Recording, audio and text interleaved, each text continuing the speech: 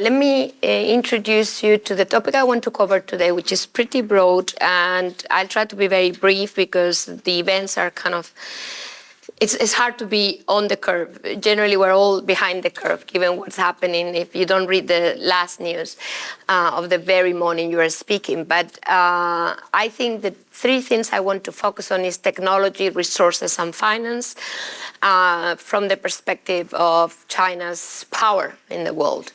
And there you see that hard versus soft power, and I think that's kind of the conversation I like to have with these three main ideas: technology, resources, and finance. So just starting with what happened in 2026 and moving to trade, tariffs versus resources, technology competition, and financial fragmentation, I think what happened, and interestingly, I kind of feel like, okay, it's just whirling. It's like you can't even describe what has happened. But, you had Venezuela, Maduro's being captured on the 3rd of January. You had the Supreme Court decision on tariffs, so back and forth. And then we had strikes on Iran and Iran retaliation. That's kind of the beginning of our year. And we are in the midst of a major oil crisis because of that. But in a way, we're in the midst of many other things, and perhaps we kind of miss the big picture because of that oil shock kind of hitting on our head. But there's a lot of other things happening.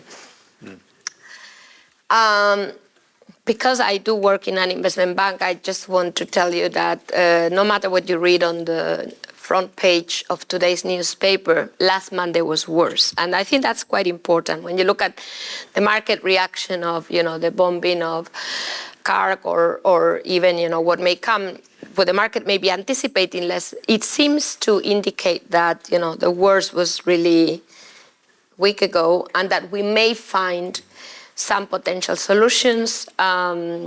I think for Asia, I'm going to move forward this one quite a bit, but for Asia, I think the key here is how long will these energy prices remain elevated, but also the dollar. And I think as we heard as we discussed in our conversation, I like to spend a minute on the future of the dollar and what all of this conflict and even before might mean for the dollar.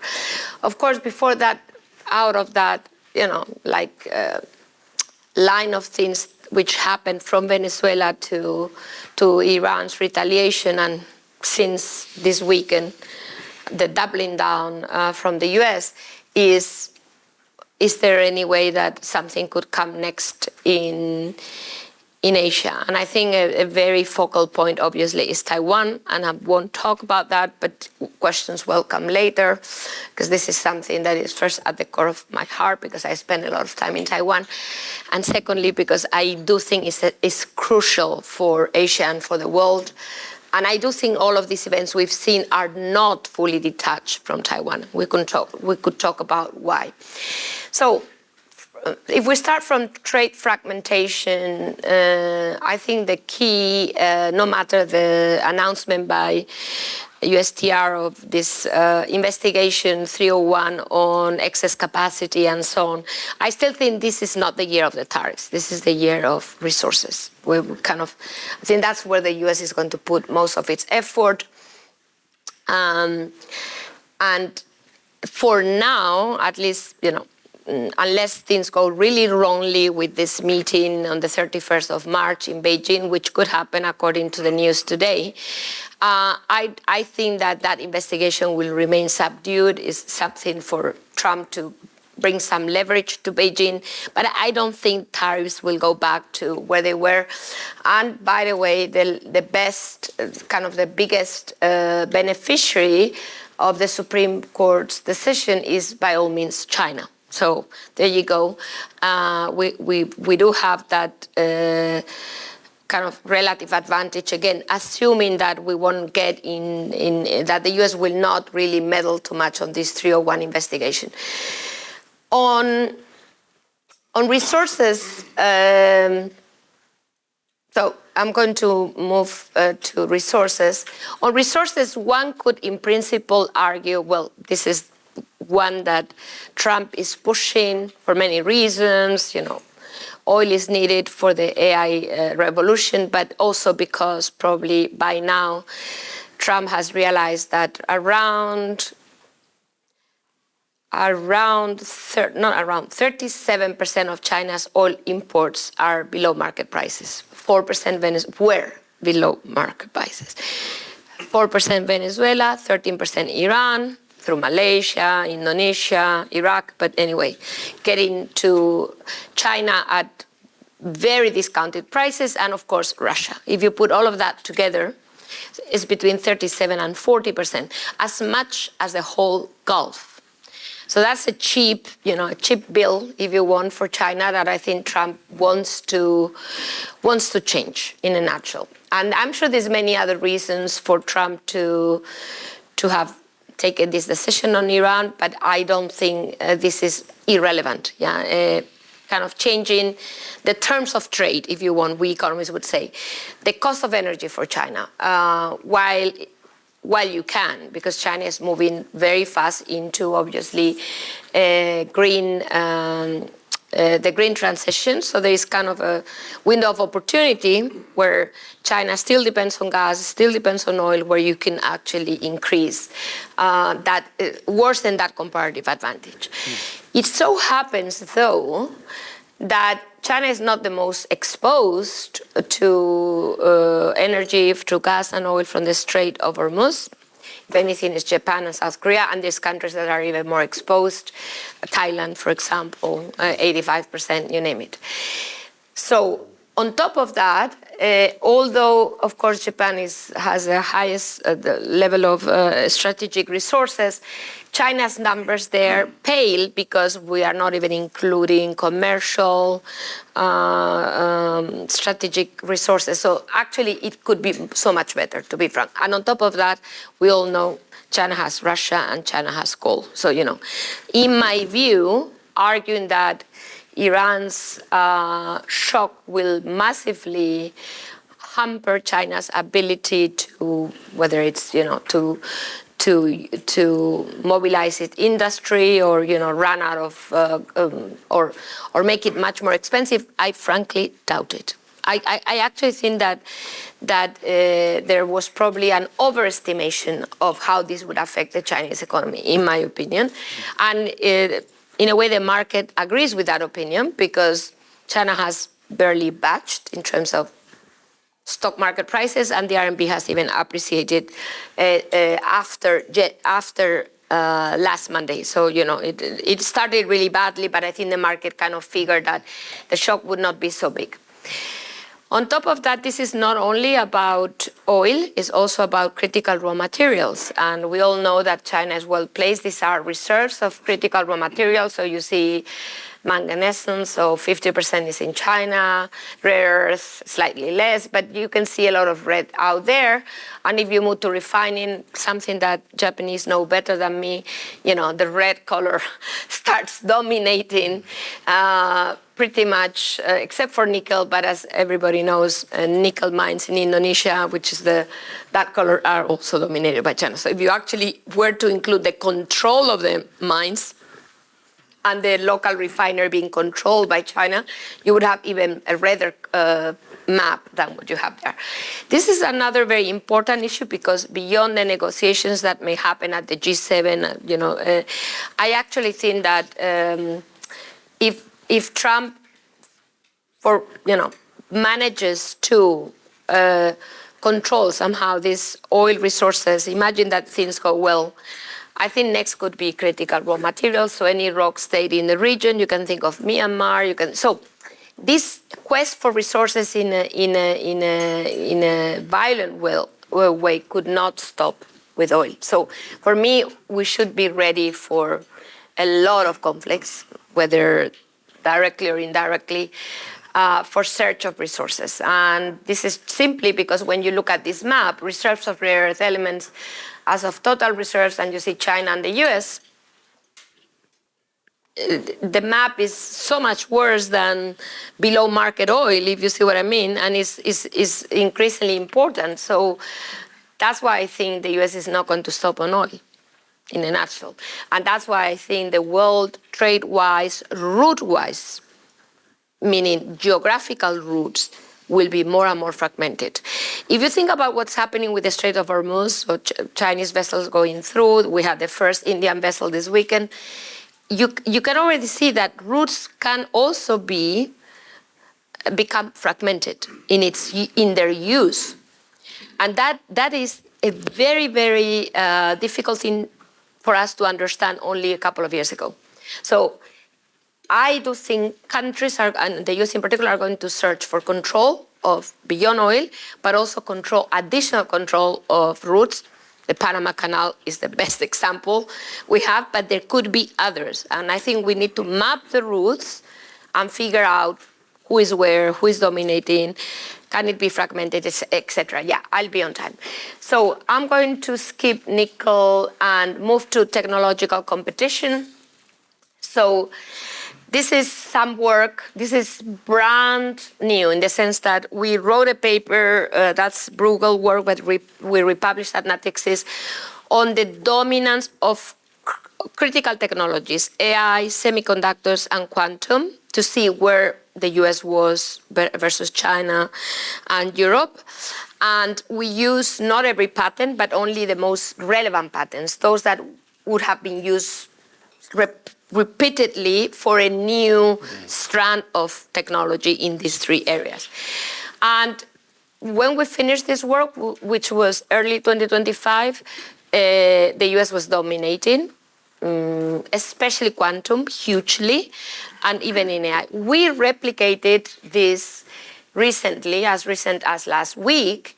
And you can see, for example, with the graph in the middle, radical novelties, this is our definition, so only taking the best patents. You can see that China has really upgraded the number of patents that make a difference on AI. I only have AI here, but you can already see that a lot of things are happening on or AI clusters. So these are different strands of AI. So, for example, China is mostly dominating in vision, imaging, aerial, so basically manless driving, and the US is dominating in Gen AI. So when you see bigger blue is mostly Gen AI. So, it's also two things. China is clearly moving up the ladder. Second, it's becoming, even there, fragmented. Some are dominating certain fields, others are dominating other fields. And I think that's something this is also quite, so Epoch AI, what you have here is the speed of performance, AI performance per model or per company, OpenAI, Anthropic, you name it, and China. And what you can see is that China started somehow quite well. Then, of course, OpenAI killed their efforts. And then this is, of course, all Gen AI. But then what you see is that China catches up very quickly. Of course, these models are, we all know that they're optimizers, maybe they're not, but still, I think it's something that we need to realize that China is catching up. Semiconductors, is important. I know I don't have much time. This is semiconductors. Semiconductors, the story is very simple. It's basically software is the US, but on foundries, this is important for Japan, China is really excelling in critical patents, in relevant patents. And in quantum, is still the US. And Europe actually is the only area where Europe stands out similar to China, only quantum. No AI, no semis, obviously. So just to say that on the technology, for me, China is pushing up, but there's also some fragmentation that we're starting to see. And I think that is something that could become bigger and with relevant consequences. I mean, we've heard many times, this is from Schmidt, the old CEO of Google, saying that we would have bifurcation. That hasn't really happened yet, but there are some signals that it could happen eventually, yeah? And I think that's something to take into account. If I were sitting in Japan, this is something that can really change the spectrum of what may happen. On financial fragmentation, I want to focus on the future of the dollar. So when you look at, of course, the use of the dollar as reserve currency, it's quite clear. The dollar is lost around 8 percentage points of central bank reserves. But has the RMB taken a bigger chunk? Hardly. So it's not that. It's not so much that the RMB is substituting the dollar. Whoever thinks that's going to happen tomorrow, I'm sorry, but I doubt it. That's not the story. But the dollar shows its fragility, and then everybody's picking up a bit. I think that would be the story. So there's many currencies that are not even named there, the yellow, that are picking up. So, now you have central banks with Mexican peso, Brazilian real. First, they make a big yield. The return is high. And second, they don't mind diversification. So it's a story of diversification. And then, of course, with digital finance, you also see back to the dollar through stable coins. But for how long? Will others come with, other currency stable coins? In Europe, we could have a European digital central bank digital currency. Could that change that dominance of the US in digital finance? For the RMB, I think the thing to note, if I were sitting in Japan, for me, the most important two things. The RMB is becoming a funding currency. So if you want to fund cheaply projects elsewhere in dollar, RMB is becoming, so it's 100 billion left China last year in basically borrowing to invest elsewhere, most of which, of course, Chinese, but still, it's a funding currency. And Japan knows a lot about this. China is embryonic, but if you think about the amount of basically credit that China is creating in the rest of the world, this could become huge. And I think Japan has a lot to show to the world as to how this could happen. It is different, there's capital controls, yet China's interest rates will be lower and lower. So the funding ability of the RMB, in that sense, the RMB will become relevant as a funding currency. The other important use is payments. Why? Iran, Russia, Venezuela, you name it. All of that has been feeding China's international payment system there. You see the number of transactions in value increasing massively, especially since the invasion of Ukraine. And this is because in this international payment system, when paid in RMB, because you can pay in different currencies, you can avoid SWIFT already. So, it's very, very useful. And I think that idea of having an alternative currency for payments that doesn't go through SWIFT is very powerful nowadays, whether you're Iran or not. Because there may be things that you do not want the US to see. And China offers that possibility. So to conclude, I think China's strategic intent is really somehow, unless China is convinced it can dominate, China will prefer fragmentation. It's ironic because China has been the biggest beneficiary of globalization. But when globalization turns sour against you, China doesn't mind fragmentation if it can find ways. Think about AI, channels of basically open access that the US is not offering. Money, sanctionable funds through CIPS. So in a way, fragmentation helps, ironically, because the first best is no longer there. The world is no longer flat. So this is the key message. Even if we think China would not like that, in a way, China may prefer a second best than an impossible first best. And that's where we are today. Thank you so much. Thank you, Alicia, on the update on what's happening now in the Middle East and the importance of resources and critical minerals. You also touched upon critical technologies and China's dominance in semiconductors, AI, and quantum. And then also how U.S. dominance, still U.S. is the most dominant currency, but how China is starting to offer an alternative in terms of funding, but also payment. I have, looking at your slides, I have prepared 3 questions. I think I will give you all the questions first, and then we see how we lead the discussion. So my first question is on China's tech dominance, my second on RMB internationalization, and my last one, my third one on China's governance, right?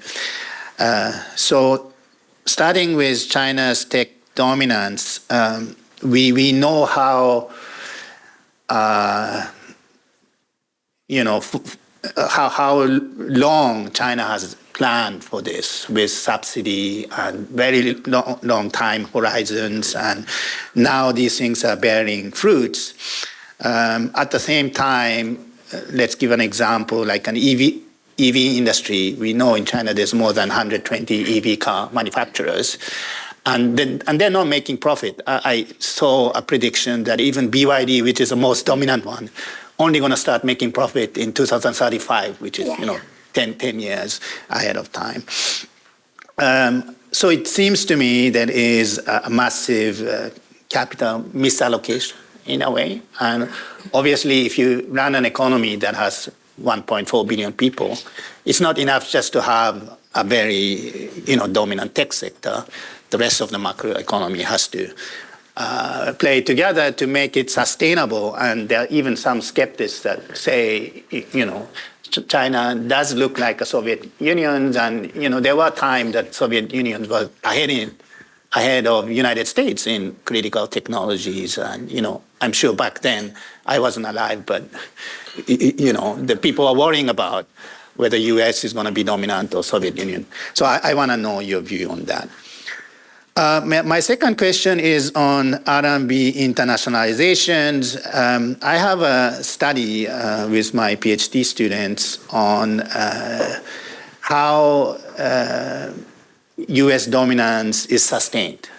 And we find out that the US dominance, USD dominance, the dollar dominance, mainly comes from its importance and dominance as an import country. So if you look at trade network, China is already more dominant in terms of export. But if you look at import, US is more dominant.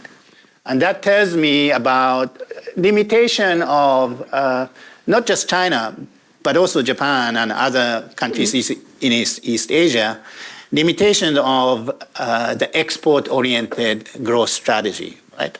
US has a very different macroeconomy, and so I want to know, of course, China still has not fully liberalized its capital account, and all the policies that China is implementing now seems to be more on the supply side. And we know, given the situation in the property market and so on, China is entering a deflationary state. It's going to be very difficult. It would take not just 2-3 years, but perhaps even decade for the consumption to stimulate economic growth in China. So I want to know your view. How far RMB internationalization can go, despite the fact that Chinese domestic capital market is still closed. It doesn't have the equivalent of, treasury market where the rest of the world stores their value in it and so on. Right? The liquidity and depth of the US dollar is still unmatched by any countries. Lastly, on governance, I'm interested in this issue because ultimately, if we have a fragmented world, and even though we don't want to choose sides, we have to live with this fragmentation. The major challenge for me seems to be not really so much the military threat that's coming from China, but I think we have a sense that we don't want to live under China's governance. Right? And one example is Japan. We talked a lot about AI and the importance of data sovereignty and so on, and private information. Japanese government has a concept of data free flow with trust, right? So it's data free flow with trust. That means Japan is going to have data free flow only with country that has similar laws regarding protection of private information. Yeah. Right? And obviously China is a big player in this, and when we talk about this, we are aware of, how the Chinese government can have access to private data and so on. And I think that's not like a world we want to live in. And so I want to know your view whether this is something, fundamental, whether this poses a fundamental risks to us, or, it is just about who is more dominant. Japan runs a huge service trade deficit against the United States because all the cloud services are provided in Japan is mainly coming from American companies. But we don't feel a sense of, we're not worried too much about this. And you might have different views, but yeah, I want to know your insights on these three questions. Thank Alicia. you. Yeah. Okay, so thank you so much. 3 difficult questions. I'll be brief because they're all very interesting, and it could take us a whole discussion, each of them. But on the tech, where is China? We're now writing a report on China's AI. So AI's vision, how it compares to the US, where is Europe? This is for European readers. First of all, China has 3, I'm focusing on AI because I think it's essential. It also builds, China's automation process is very much kind of, the pillar is vertical AI. So, I think it is a very good example. Not that China is not innovating elsewhere, obviously it is. But I think China's quest for technology is not only for competitiveness. We Europeans, when we talk about technology, we say, okay, we shouldn't fall behind, we should be more competitive. Okay, that's one objective and is welcome. But China has 2 additional objectives. The other one is self-reliance, basically strategic competition with the US, with the view that whoever dominates technology dominates the world. It's different, yeah? The amount of resources that you're going to dedicate. And thirdly, unrelated, is a military. So AI has an obvious military use, and if not, you can ask Anthropic what they think about it. So, and because of that, China simply cannot miss this. This is very different from other countries. If you're Europe, if you're Japan, you have many reasons to do this, but not all of those reasons with the same intensity. So this means China will put everything, whatever it takes, to become AI leader, even if it needs, which China decided to do, to basically fragment it, meaning China, as it did already with the internet, the story of Google, OpenAI, you take it or leave it, whoever thinks that, why operate in China? Well, maybe because you couldn't operate in China, meaning it's obvious that China protected its market to create its own leaders before, the US could take over. So that is something Europeans are not ready to do. And maybe Japanese are not ready to do. I don't want to judge on what, but it's a big difference. So this is, I think, why when you tell me, can China catch up? For sure. Simply because it is life-threatening for China not to catch up on this. That's why it's happening, if you want. And if you look at the funding capex in kind of hyperscalers, of course not the size, but is literally 1/10 the US. China is around officially 60 billion only. But the reality is that everything is granted, including no competition. That's the biggest subsidy you can ever have, that no competition. So for me, China will be there on AI. The only question is, will it be fragmented? In other words, China is pushing open access globally, even in Europe. But in the global south, is obvious that China is going to win this because it's free.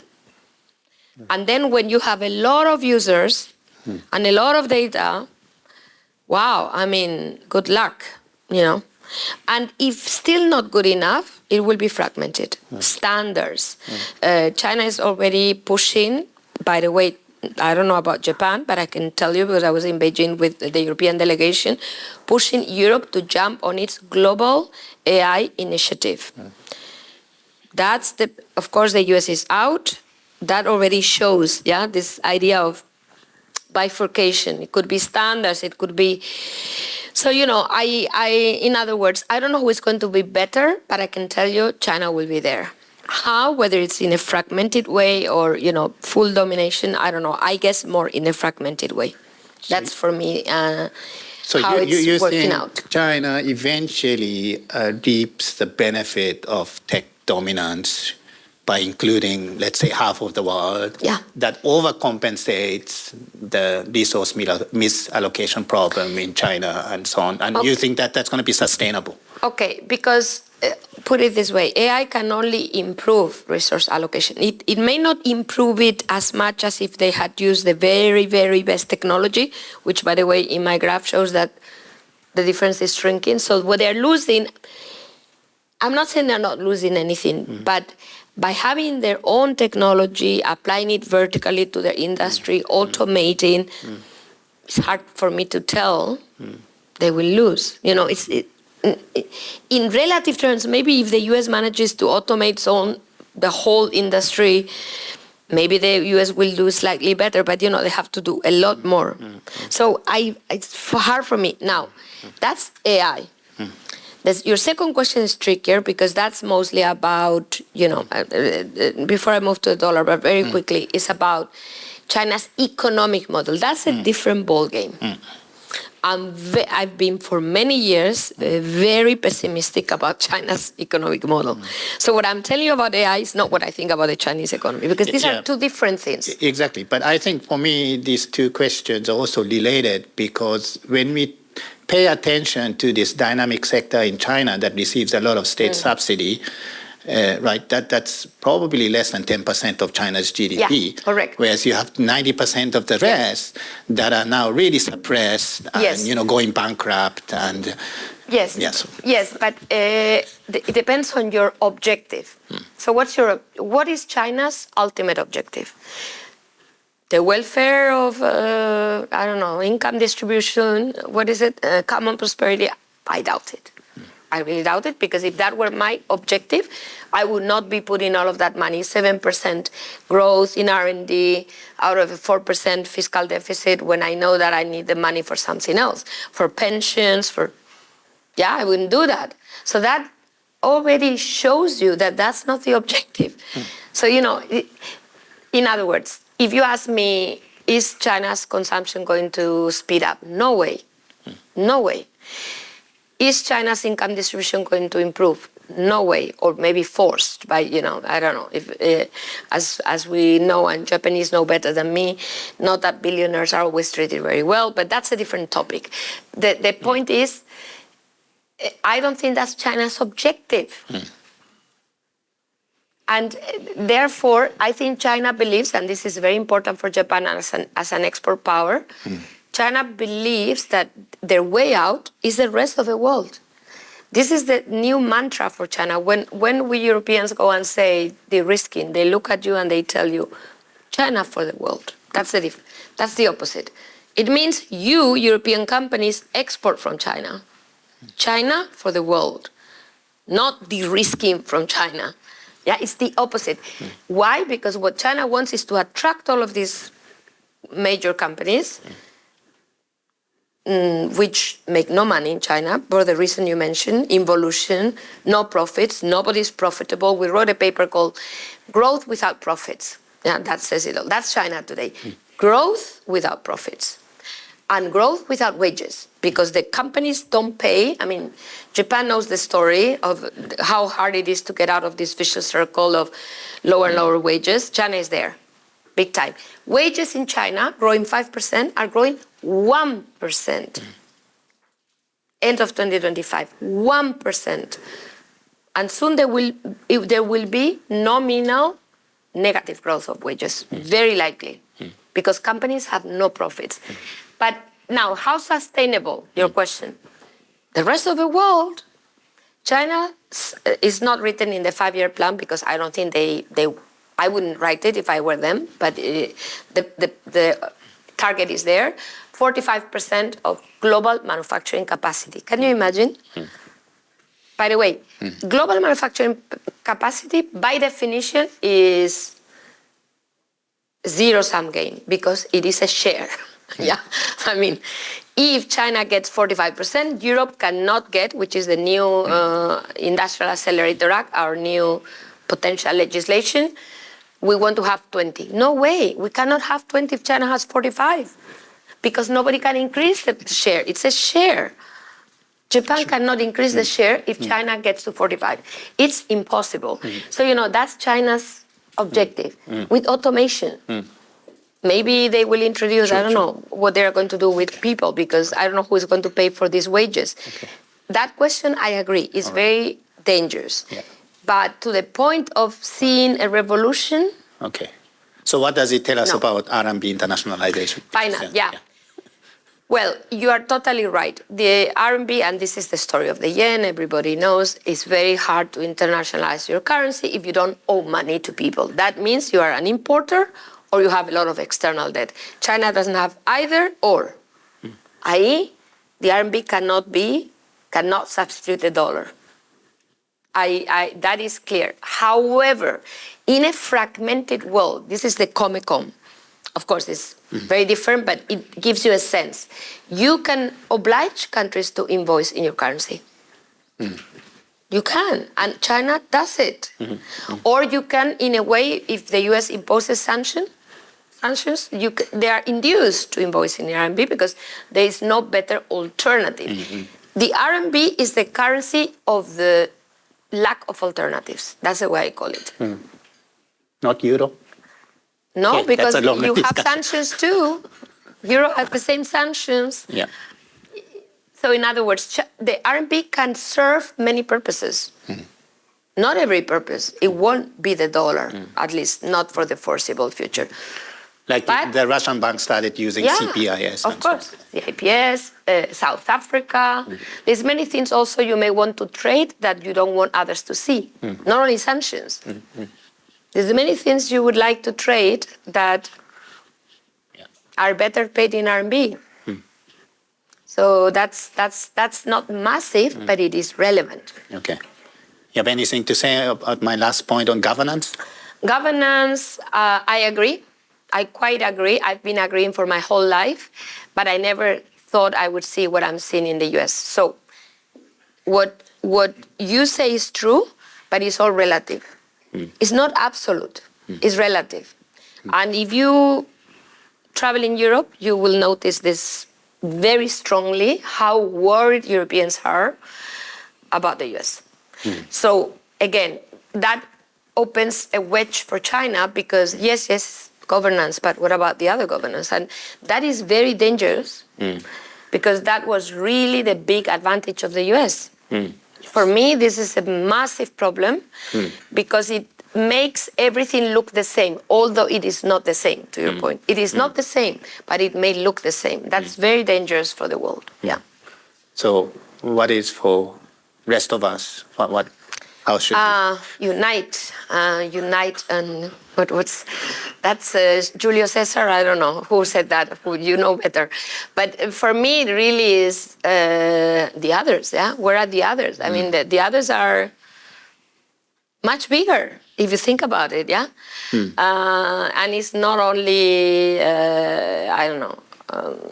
It's not only Australia, Japan, Europe. Yes, of course, Canada, but also the global south. Where is India? I mean, India is a democracy, and India has no intention of going back to governance. To see, I mean, I'm sure that India fears China's dominance as much as everybody else. So I think the key point here is to unite those forces. But we still lack the technology and the reserve currency. Let's not forget. That's elsewhere.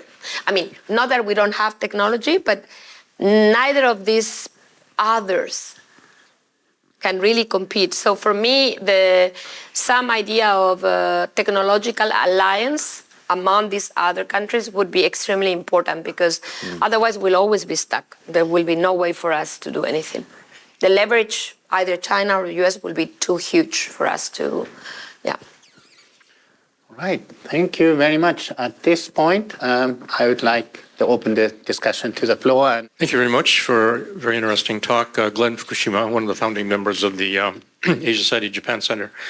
I'd like to bring you to an immediate issue, which is the trip that President Trump will make to China. And I think many people in the United States think that Donald Trump will want to declare victory when he goes to China, saying, I got the Chinese degree on soybeans, purchases or Boeing purchases, or be able to demonstrate to the American public that he has this great relationship with Xi Jinping, that the U.S. is going to benefit from China, and therefore the American voters should vote for Republicans in the midterm elections.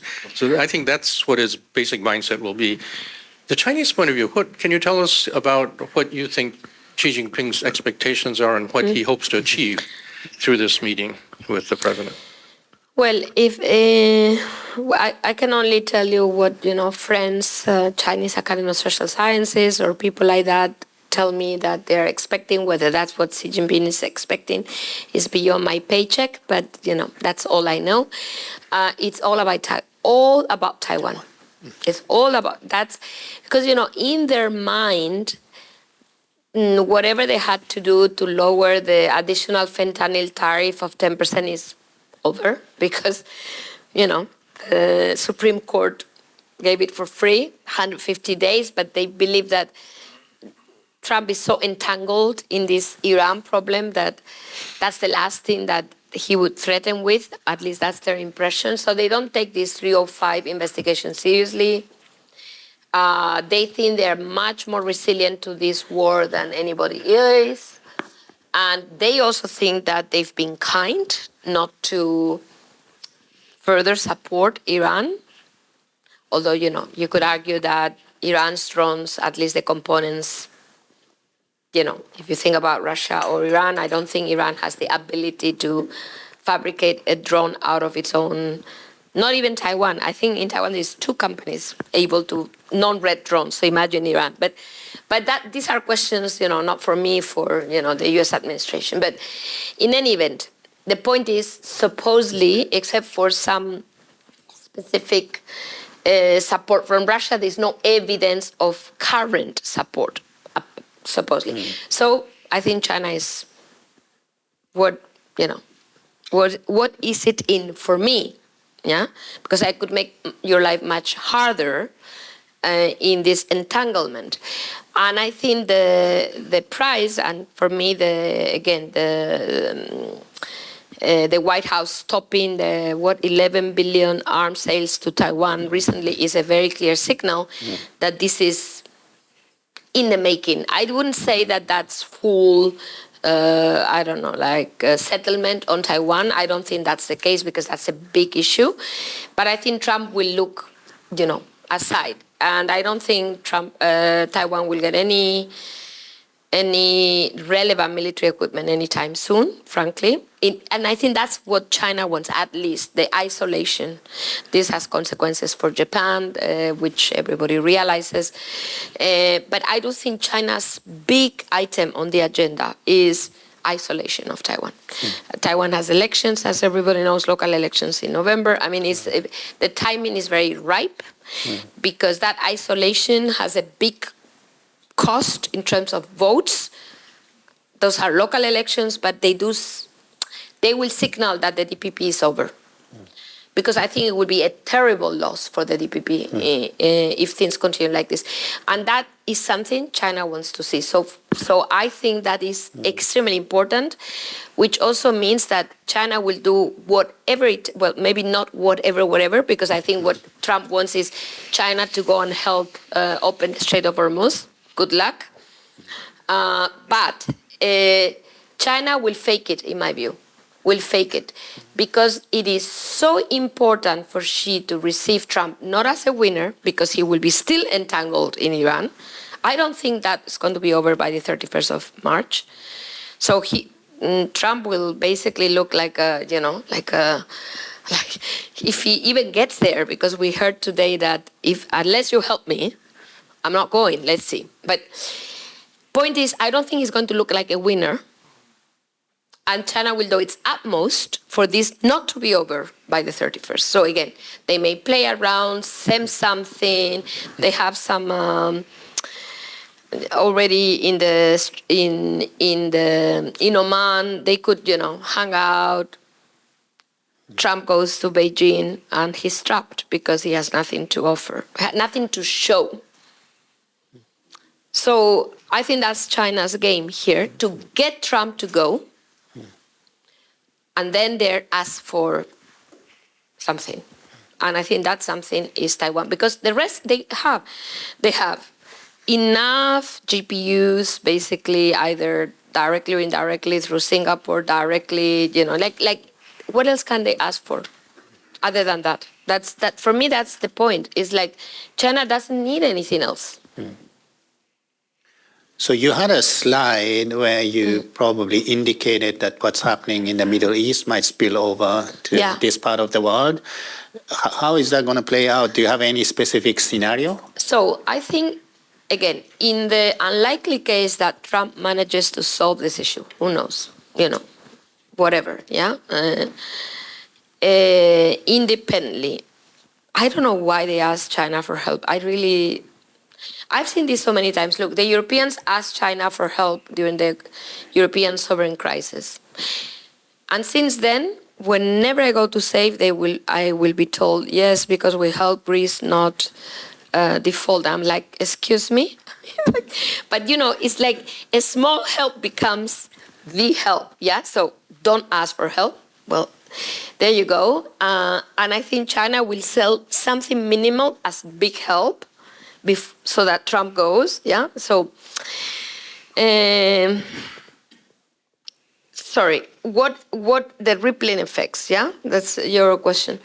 Because this is, again, Trump will go thinking it's nearly over because China is supposedly trying to help, and it will not be over, It will not be over. Many things can happen. The Houthis can attack, by the way, that's very obvious, The Suez Canal again. I mean, there's so many things that, okay, there you go. Trump comes back, sitting nicely, puff. The Suez Canal goes. I mean, there's so many things that can linger, which is, if I were China, this is what I would play. The longer, the better. So you're saying that this crisis in Middle East can be prolonged, so the U.S. capacity in this region is going to There's two major decline, winners, China and Russia. So there's going to be a vacuum here, and China is going to seize that moment. China does not want that Strait of Hormuz to be closed forever, because that's, but by the way, it's not fully closed for their vessels. Let's be frank. And it probably will be even less closed over time, because you cannot keep that closed forever. That is not even in Iran's interest, to be frank. But the point is, it will be selected, and it will show that China has the upper hand on Iran's willingness to accept vessel A versus vessel B. This is a big win for China. So China has, it's same as Russia, it's the same story. China has interest in having a war of attrition in the Middle East, because that literally, extracts all of the U.S. capabilities to respond to anything else. That's what I would do if I were China. And in a way, that's where we're heading, because the U.S. will be even more entangled thinking that this can be solved. So time goes by, it's not But you're solved. not necessarily arguing that increases the probability that China is going to take any military action in Taiwan or this part of the world. Yeah, it does. It does? Why? Because at some point, Trump will be getting closer to, this is real, and I'm going to lose these elections, and this is serious, and la, la, la. And and China has the upper hand on this, because without China's support, Iran is dead. Let's face it. 90%, 85 to 90% of Iran's oil exports go to China. So who has the upper hand? Through Malaysia, through Indonesia, through Iraq, and so at the end of the day, if China really wants to end this war, it can. But the US apparently can't. That's what we're seeing, yeah? Why? Because you cannot, I want to add something. A big player here is Turkey, by all means, because Turkey has, after the US, the largest military in terms of number of people in the whole NATO, and is and a lot of advanced equipment, and I think Erdogan would be the only one that can save Trump, in my view. Certainly not Europe, no way, because we are totally disunited on this topic, as you can see very well. I'm from Spain, so I can only tell you, no way. I mean, when I saw that the US could not even use the bases, I thought, my God, we're going to die. But we didn't, because Trump is too busy. So, it's not time to... Okay, so maybe you misunderstood my question. I was asking whether they're going to do a Taiwan crisis. No. What I'm saying is, I did. All right. The only thing that, I was going further. Okay. The only thing that can save Taiwan is Turkey, TT. Why? Because Trump, in my opinion, will eventually need to use onshore resources too. I don't think he can do this just by airstrikes. And I don't think he can open the Strait of Hormuz on its own, and China is not going to help. It's going to claim it is helping just to entangle the US further. So the only wild card is to put Turkey in the game. For that, you need an agreement with the Kurds. It's very complicated. But without that, I think the US will not win this war, and China will win big time, i.e., to end the war, your point, China may ask. It may not even need to, it could, if I were China, I would go 24 hours. No, US would say, I'm not supporting, no need to say anything. And then Taiwan is over. So it's the easiest way. And again, Xi doesn't have his whole life to do this, yeah? And he's not going to wait up to, 2035? It's going to be 84. All right, yeah. Yeah, so understood. I can't think of any better opportunity than this one. For Xi Jinping. Yeah. All right. So my name's Jerry. I'm with the large retailer Aeon Group, and most recently as the Chief Digital Officer. And so we have several digital manager centers in China. And I chair those companies. But most recently, what's happening, as you observed with AI, is China is investing very heavily on the execution and usage of AI, where the U.S. is investing very heavy on chasing human intelligence, which they think is the holy grail. What's happened recently is now with AI generating code for enterprises and programmers and so forth, it's utilizing a lot of those programs to use coding from open source like Tencent. And most recently, the U.S. government has been designating companies like Tencent as an arm of the Chinese military. And so my question on fragmentation, do you see Western companies having to unwind themselves almost completely from not just AI, but Chinese-generated technology and coding and enterprise solutions? And do you see that itself leading to more fragmentation? Well, that's exactly, that was my point, that once you offer all of this for free and people start using it, well, to make it very simple, it reminds me of TikTok. Yeah, how do you get out of that? And that's China's massive bet. And these companies, if you look at the profits these companies are making, we talk about involution. For AI, is double involution. They're not making any money whatsoever. But the ultimate goal is to have more users. It's a question of number of users in different geographies and potentially in the West. Because that's a massive lever eventually, yeah. because of the Chinese government regulations that they have to provide access to the Chinese government. yes. Nobody wants to keep any data in Yeah. China, number one. But number two is the risk of there being embedded code problems in the Yeah. AI generated. Well, there's two aspects. One is when they expand abroad, if you could be worried about the use of your data. So, of course, many countries will well, this already happened. If you recall, DeepSeek was banned in Italy, first country in Europe, then Belgium, I believe, exactly for that reason. But, for how long can you do that? Yeah, if it provides open access that the US doesn't. Yeah, and if you are a developing economy, no way you are going to do that. But then the other question is, can your companies develop in China? No way, because they have to basically to register their algorithm at CAC, at the Cyberspace Agency of China. So nobody's going to do it. And by the way, China doesn't want you to do it anyway, yeah? Because that would be competition for local players. So it's clearly going to be a bifurcated AI, in my view, globally. All right. But China will win the global south because we're not offering open access services. Yeah. Thank you, Takehito from Sophia University. My question will be about science policy and AI. Who is a primary policy maker in China in terms of advancing AI? Is it the military? You mentioned about competition, in addition to competition, self-reliance and military use. So is that the cyberspace agencies or military? Yeah. Or who is the primary organizer? Cyberspace Agency had a lot of power at the beginning. But now there's been a split in regulation between Gen AI and vertical AI. So what they've done is whatever is Gen AI is highly regulated. The rest is not regulated, with the idea of increasing competition, making it easier, and so on.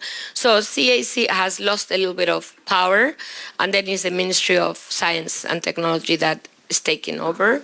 NDRC also has a lot of power on AI. So I know NDRC, because I had like a small hearing with them, is to prepare the basically a 5-year plan, all of the part on AI, all of the subsectors there. So I think the vision comes from NDRC, then the ministry kind of oversees, and CAC remains relevant to kind of especially for basically user policies, especially Gen AI. I'm sorry I came a little bit late. Got stuck in the traffic, but I may have missed your answer to this question. You're talking about China taking over Taiwan. He's fired the last general who has any experience in any warfare at all. So there is nobody in China who's ever actually been to war. Yeah. America has a lot of experience, right? So I'm just asked the question, I mean, do you really think Mr. Xi Jinping is going to go all out on that? There's many ways. I mean, first of all, again, I spent most of my time in Taiwan, so I guess I'm not betting on that happening tomorrow, otherwise. But, I've seen, for a long time I thought that this would be solved, maybe KMT coming back to power, 2020 elections. I could breathe the change in Taiwan. I can tell you the Taiwanese now are very negative about the US, unbelievably negative. And, they got these tariffs. This was offensive. The settlement was more than Korea in July. Why more than Korea? We have TSMC. They couldn't take it. It's the change. I teach in Taiwan, and North and South. South used to be DPP bastion, no more. The young people are really anti-American now. It's very, very interesting what's happening. There's a lot of infiltration, TikTok everywhere. I mean, fine. But what I'm trying to say is that I thought it would be solved by elections. But then when you look at actually what Li Tanghue did for Taiwan, this supermajority referendum for really change in, basically to get there, I think it's actually very difficult even for the KMT to do this. And then, if I'm thinking, if I'm Xi Jinping, and yes, I know my army is what it is. I get it. And he knows it, apparently, because he's taking action accordingly. But, by doing that, he's already showing his intent. Yeah? He's already showing that he's frustrated with his army. But if you have no intent, you're not frustrated. So for me, he really wants to see this accomplished, hopefully, peacefully. But if not, in the light of a much more aggressive world, the only thing he needs, he doesn't need a good army. He just needs the US not to react. That's what he needs. Because there's no way, as everybody knows, and if you're in Taiwan, you feel it. Not that you know it, you feel it, that there's no way Taiwan can defend itself. Taiwan defense expenditure is 0.7% of GDP, same as Spain, which is, quite something. So, nobody wants to go to the army. They now did this conscription 1 year. Everybody I know is sending their kids overseas. Nobody wants to do the military service. Taiwanese are not brain-wired for this. They are not. They've been told since they were born that nothing would happen. It's the opposite of what they should have been told, in my opinion. But that's where we are. And therefore, the US, she only needs Trump's agreement. This is why. Now, the minute that happens, maybe the agreement wasn't there. I don't know what's going to happen. But what I know is that there are 2 summits this year, okay? Trump-Xi, 2, for the lack of choice. Yeah? I worry about the APEC one, because there, Trump could be in shambles. Yeah? And a person like Trump in shambles is a very scary thing for me if I were Taiwanese. Now maybe it's too early, but we're seeing the show, yeah? We're seeing the US entangled in the Middle East again.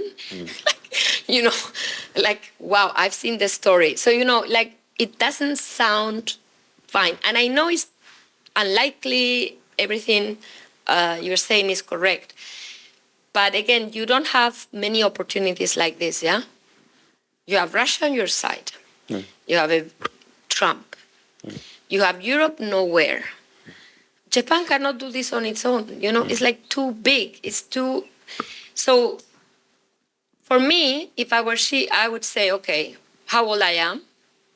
What are the chances that this happens peacefully? I need a supermajority of Taiwanese voting for reunification. I mean, that's tough. So this is why to my dismay, I wish, until recently, I was convinced, okay, no, it's impossible. It's too risky for China.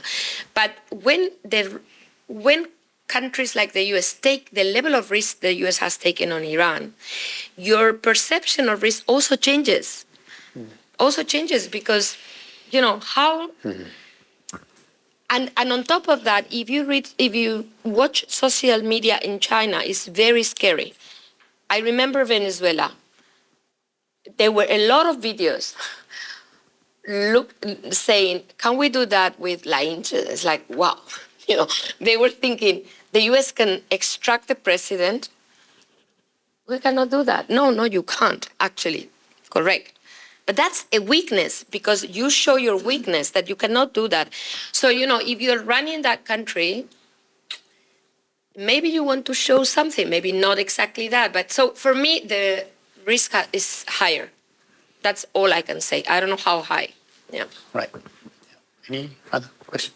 We have a question from online. Okay, yeah. Yeah. So kind of going over to Japan, one question online is, where do you see the yen headed over the next 6 to 12 months? Maybe for either one of you. I wrote a paper comparing China and Japan. And it was all about, what happens when, how you exit deflation, your very, lax monetary policy, what happened to your currency. Everything we've seen in Japan. But the more I was writing that, the more I was thinking, oh, actually, in terms of economic imbalances, China is in a much worse situation than Japan in terms of saving to GDP, you name it. So you would argue, oh, this will eventually happen to China. But the difference is China knows all of this. That's the difference. China fears. I remember these two papers I've written, which, kind of killed me with my, the people I know in China. And this was one. And in that paper, I said, okay, there's things where China could actually fare much worse than Japan, And then, of course, China is reacting to this by building these alliances in the global south, by trying to... But even saying that, the lingering risk of China ending, I don't think in Japan, looking at what's going on here, I wish, because, of course, Japan's wealth is not the same as China. Even the external wealth is not the same. China would end up there much earlier, you see, so that would be much riskier. But because of that, I think they are extremely worried about that involution, because that is a signal of that deflationary pressure where you cannot get out of. And that anti-involution campaign for me is like, oh my God, let's not finish And again, I'm not saying Japan is not doing well, but you see what I mean? Their idea is we are much poorer per capita. We don't have the net external assets yet, blah, blah, blah. So it's too early for us to, and I think they are really, really worried. And this is the point. Iran helps them because Iran is an inflationary shock for a country in deflation. So, China can absorb that much better than the West. So it's very ironic that I don't see any reason except for extreme, okay, all of the channels are closed, the world gets into recession. Of course, China wouldn't like that. But war of attrition, why not? Because it will help them in terms of, some reflation of their economy. I think the question was about Japanese yen, right? Yeah, no, that's whether this weak Japanese yen, whether that's going to end anytime soon. BOJ is going to raise interest rate. We have, look, I am trying to literally force my economist, the boss of our business here in Japan just left, so I can freely say that I'm trying to push my economist to hike in April, because I would hike in April. But he says, Alicia, but you're not Ueda. You don't get it. We need to wait. And I say, why wait? Hike, because it's dangerous to end up with a huge pass-through from these inflationary pressures from oil. That would be what I would do, but that doesn't mean that is what the BOJ will do. Right. So for me, Japan needs monetary policy normalization sooner than later. Okay. Yeah. And that will help. Not only that, it will help control fiscal expenditure, because you're protecting your households without only subsidizing. So in my view, this is a bit technical, but if you increase interest rates, this idea that I think is I don't know what Takaichi thinks, but my impression is that she worries about the cost of funding of. Right. No, the curve. This is a curve. It can flatten. It doesn't. It can flatten. It can lower if you are credible. If the BOJ is very credible, that adamant that it will control inflation, the cost of funding could actually go maybe not down, but at least not increase. So I would clearly hike as soon as possible. Yeah. And then the yen would be stronger. Yeah. How strong? I don't know. It's very hard for me to answer that question. Yeah.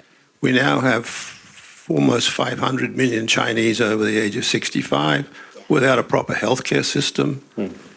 Japan has 30% of its population, same way. So economics becomes a rather big deal. But when you think you're going to increase this and that, anyone on a pension in Japan is not going to spend the money, whatever you give them, because the pension is so horrible. China has, Japan got rich before it got Getting old. old, yeah. Right? China is the reverse of that. I'd Yeah. like your insights on that. No, I cannot agree more on the weakness of the Chinese economic model. If the world closes to them, they're done. Unless they, discover the moon and it is inhabited. That as bad as that. Their economy is going nowhere. But they're doing their utmost to, for example, on healthcare. I mean, the procurement policies in China, how cheap now, I mean, if anybody's in healthcare in China, it's just mind-boggling how they control expenditure. Well, this is why foreign companies are making no money in China. But, it's all about controlling expenditure. They have no space for pensions, for healthcare, and Chinese are going to suffer. Let's face it, that's it. But I don't think that's going to change China's ultimate objectives. As simple as that. All right, yeah. Thank you very much, Alicia, for all your insights and particularly also reading the minds of Xi Jinping. Thank you very much. Let's end this session with a round of applause for Alicia. Thank you very much.